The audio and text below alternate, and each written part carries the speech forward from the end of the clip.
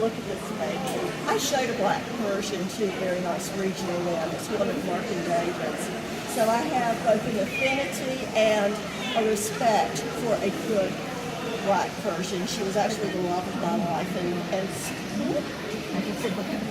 I know, right? And look at here, you can also see where my hand is? Yeah, that's between the legs. That doesn't always happen. Sometimes you'll feel like that. But she's nice and, he's nice and broad across the chest.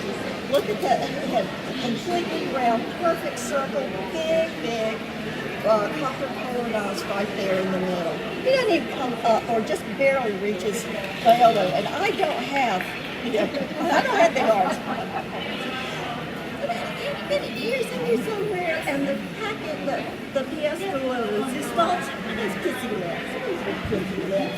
Ladies and gentlemen, my best patent show.